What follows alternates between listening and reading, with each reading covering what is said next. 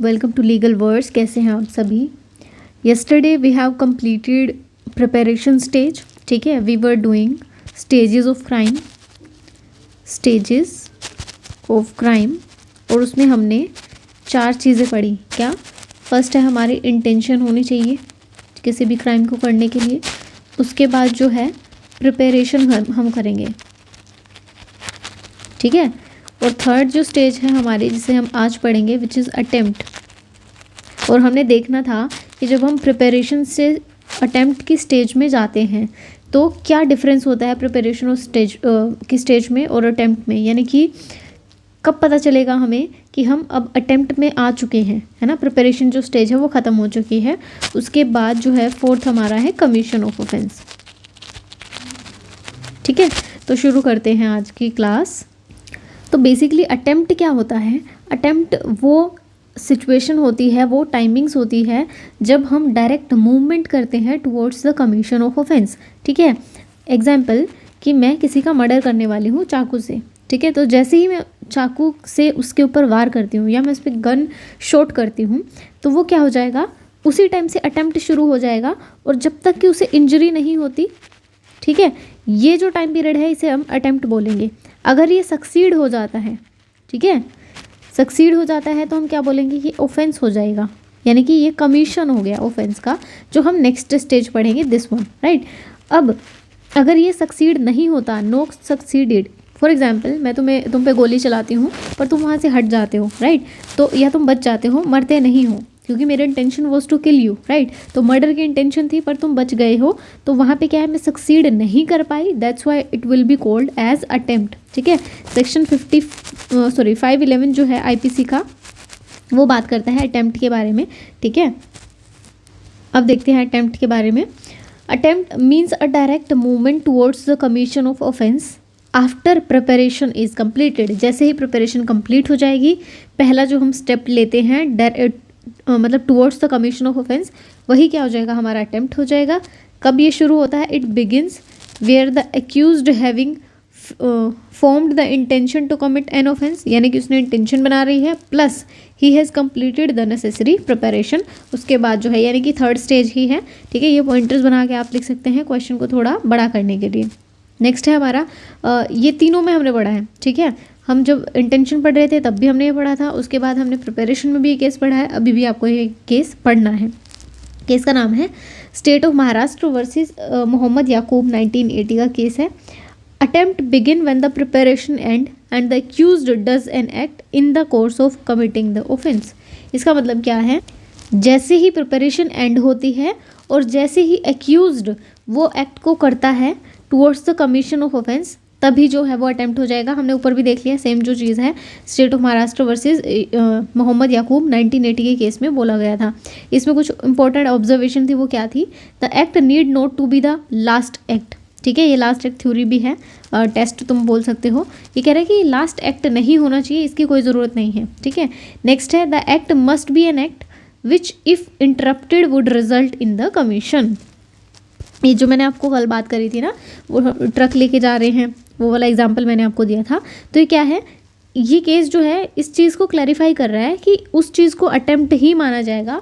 अगर हम उसे नहीं रोकते तो वो एक ऑफेंस क्रिएट कर देता है, यानी कि it will lead to the commission of offence, that's why उसे हम अटेम्प्ट ही बोलेंगे। मैंने आपको बोला था ना, वो कल एग्जांपल दिया था कि मान लो एक ट्रक यहाँ से जा रहा है, इस बाउंड्री से क्रॉस कर रहा है, he is not suppose to cross this boundary. अगर ये क्रॉस कर जाता है तो it will be consider as a commission of offence. ठीक है, तो यहाँ पे हमने इसे पकड़ लिया, तो यहाँ पे कोर्ट जो है देखेगा कि एक्चुअल इंटेंशन क्या थी इस ट्रक ड्राइवर की।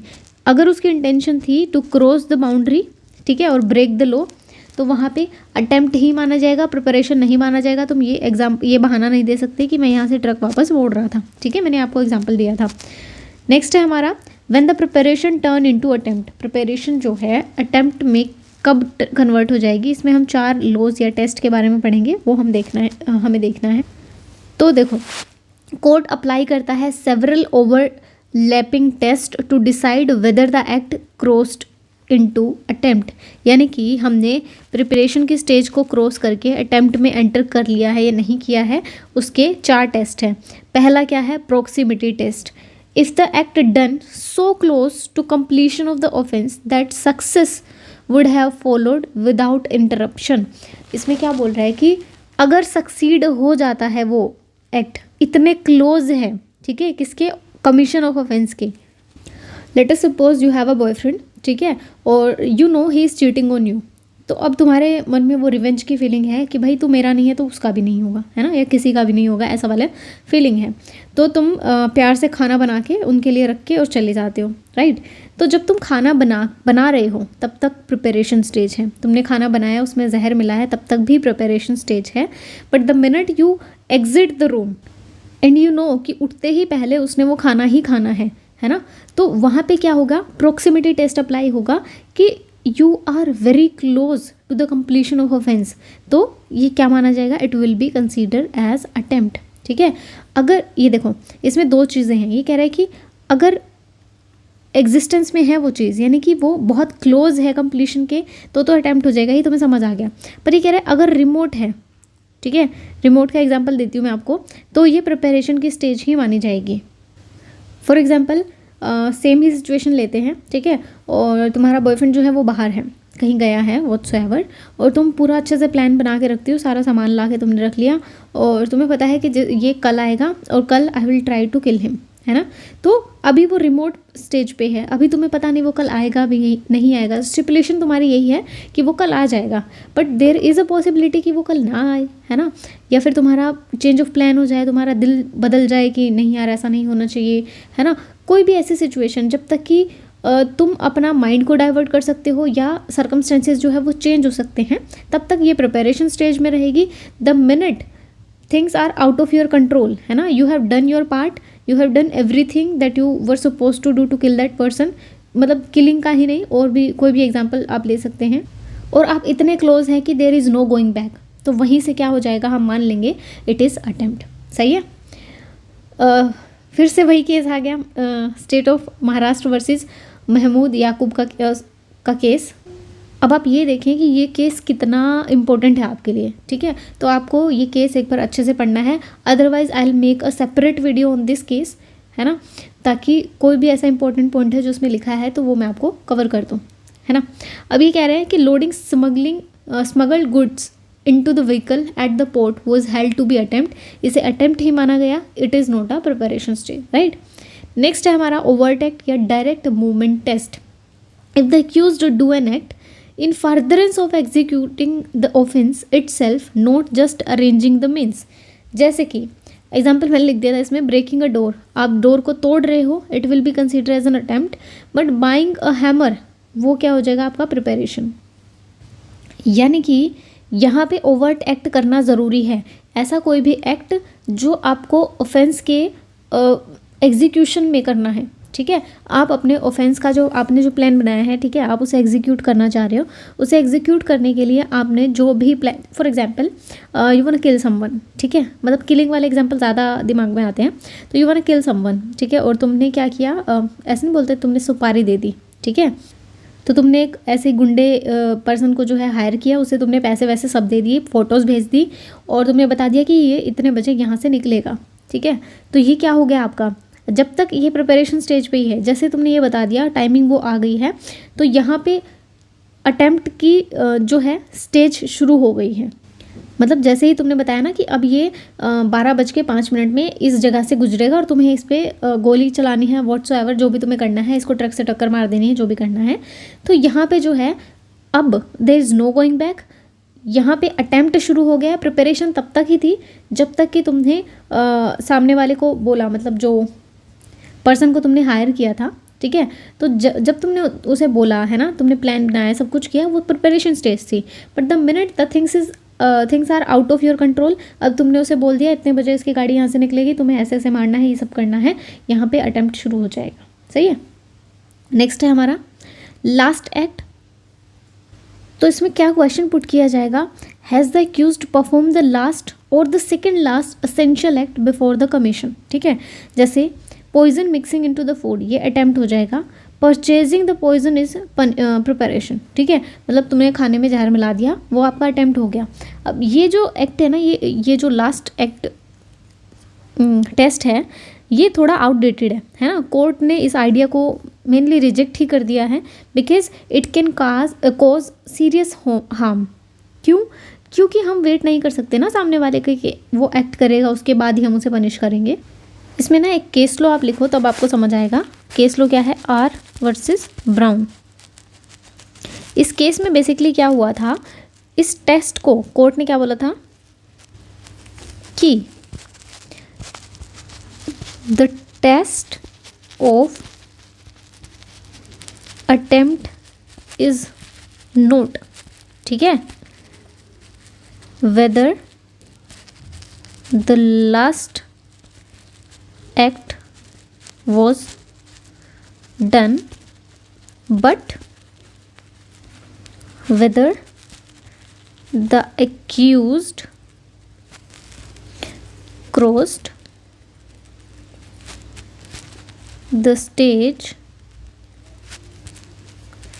of preparation। ये लिख लें आप, ठीक है, कि जो टेस्ट है वो ये नहीं है कि उसने आखिरी एक्ट किया था या नहीं किया था, बट ये होना चाहिए कि उसने प्रिपरेशन के स्टेज को क्रॉस कर दिया है, राइट। नेक्स्ट है हमारा harmless if stopped test. If the accused voluntarily stopped at this stage, मतलब उसका हृदय परिवर्तन हो जाता है ना, एनलाइटेड हो जाता है वो बंदा, तो वो खुद ही रुक जाता है। Would the act already done be completely harmless.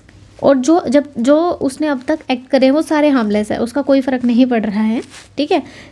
For example मैंने जो है उनसे बात कर ली, ठीक है, क्या मैंने बंदा हायर किया था ना आपको मारने के लिए, तो मैंने उससे बात की फ़ोन पे, ठीक है, तो उसको मैंने सब कुछ बोल दिया कि ऐसे ऐसे बंदा आएगा मारना है तुम्हें ये वो, लेकिन मैंने उसे ना फ़ोटो भेजी है, अब तक ऐसा कुछ नहीं किया है जिससे उसे ये कंफर्म हो जाए कि मारना किसे है, तब तक वो चीज़ें हार्मलेस है ना। तो इसलिए ये कह रहा है कि वो चीज़ें होने से पहले ही उसने बैकआउट कर लिया, उसने फ़ोटोज़ नहीं भेजी, उसने कुछ नहीं किया, आगे एक्सीड ही नहीं किया, तो तब तक ये प्रिपरेशन स्टेज थी। The minute he send the pictures, वो उसे सारी इन्फॉर्मेशन दे देगा, सारी चीज़ें बता देगा, उसके बाद वो जो है हार्मलेस नहीं रहेगा और वो अटेम्प्ट की कैटेगरी में आ जाएगा। यानी कि तुम्हें मेन क्या देखना है कि स्टेज ऑफ प्रिपरेशन जो है वो क्रॉस हुई है या नहीं, मेन ये है आपका, राइट। एक केस और है, ठीक है, इससे क्वेश्चन आते हैं एग्जाम में, आर वर्सेस रिंग, ठीक है। इसके ऊपर जो है फैक्चुअल क्वेश्चन आता है एग्जाम में। क्वेश्चन किस तरीके से दे रखा है, मैं आपको क्वेश्चन सिचुएशन बताती हूँ, फिर आप ये केस जो है हम पढ़ेंगे, ठीक है। ऐसा क्वेश्चन है कि ए जो है, ए बी की पॉकेट से पैसे चुराने की कोशिश करता है, बट जो बी की पॉकेट है वो ऑलरेडी खाली होती है, एम्प्टी होती है, यानी कि उसमें कुछ नहीं है। तो क्या ए जो है he shall be punished for attempt और नॉट, ये क्वेश्चन आपका एग्जाम में पूछा जाता है, ठीक है। तो इसका आंसर जो है आर वर्सेस रिंग है। इसमें एक्यूज ने वही किया था, ट्राई किया था, बी मतलब एक्यूज ने ट्राई किया था पॉकेट से चोरी करने के लिए। क्या हो रहा है मेरे साथ आज, ठीक है। तो यहाँ पे ही वॉज हेल्ड गिल्टी है ना, ऑफ ऑफेंस ऑफ थेफ्ट, ठीक है। और although it was factually impossible but it doesn't matter because attempt was already done, right। अच्छा, एक और टेस्ट है, I haven't mentioned it, let me add the page।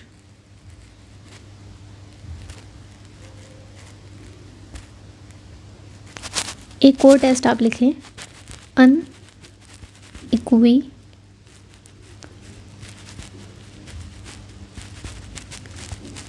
Test, ठीक है। तो ये अनइक्विवोकैलिटी टेस्ट में हमें क्या देखना है, does the act clearly show the guilty intention, ठीक है, does the act clearly show the guilty intention, ये इंपॉर्टेंट है आपका, ठीक है। अगर गिल्टी इंटेंशन है तो इट इज़ अटेम्प्ट, जैसे मैंने आपको वही एग्जांपल दिया था, अगर नहीं है तो it is not consider as attempt, ठीक है। नेक्स्ट जो है हमारा वो है कमीशन। जो लास्ट स्टेज है हमारी वो है कमीशन, यानी कि ऑफेंस जो है अब कमिट हो गया है। दिस इज़ द फाइनल और the last stage of crime. तो कमीशन मीन्स क्या है? कंप्लीशन। तो आप इसे ऐसे लिख सकते हैं, it is the stage when या वेयर, कुछ भी लिखता हूँ, ऑल द लीगल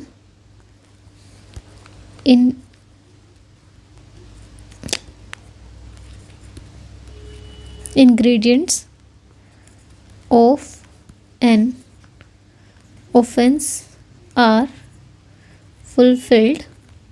ये मैं लिखवा इसलिए दे रही हूँ ताकि मेंस में आपको दिक्कत ना आए, right. And the prohibited act और omission is fully carried out